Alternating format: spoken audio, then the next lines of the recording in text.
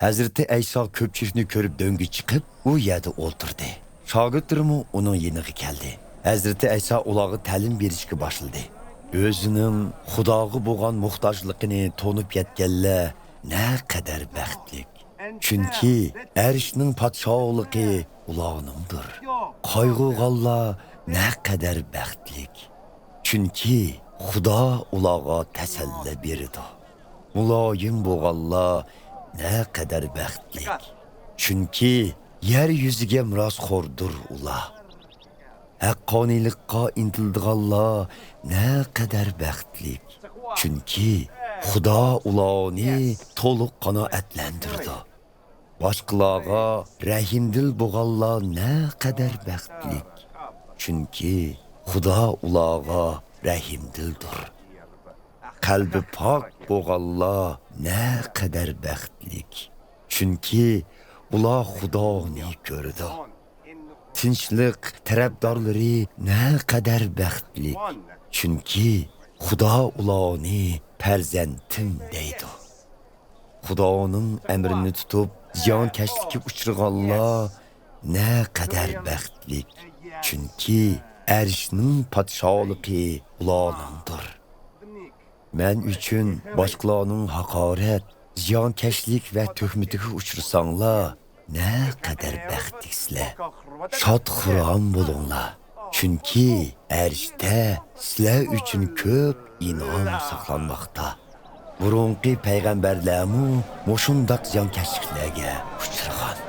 Sizlar yer yuzining tuzidirsizlar. Halbuki agar tuz o'z ta'mini yo'qotsa, uningga qaytadan tuz ta'mini kirgizgili bo'lmaydi.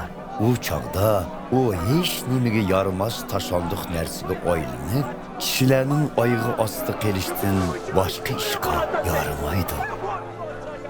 Sizlar dunyoning nuridirsizlar. Tog' ustiga silingan shahar yoshirinolmaydi. Yiqilgan chiroqni hech kim dos ostiga yoshirib qo'ymaydi. Aksicha, chiroqdonning ustiga qo'yadi. Buning bilan uy ichidagi odamlarga yorug'lik tushidi. Xuddi shuningdek, sizlarning nuringlar insonlar oldida shundoq chaqnasunki, ular sizlarning qilgan yaxshi amallaringlarni ko'rib, arishdagi otanglarga madhiya o'qisin. Meni Tavrat qonunini yoki payg'ambarlarning yozganlarini bekor qilg'ili keldi deb qamanglar. Men ularni bekor qilg'ili emas, balki amalga oshirg'ili keldim. Bilib qo'yinglarki, osmon zamin mavjudlar bo'ladi ekan, ular amalga oshirilmaguncha Tavratning bir harfi, hatto biror chektimu bekor qilinmaydi. Shu sababdan Tavrat qonunining moddalaridan hatto eng kichiklariga xiloflik qilib, boshqalarga shunday qilishni o'rgatuvchilar arshning podshohligidagi odamlarning orasida eng arzimas hisoblanadi. Aksicha, Tavrat qonuniga amal qilganlar va boshqalarga shunday qilishni o'rgatuvchilar bo'lsa, arshning podshohligida ulug' hisoblanadi.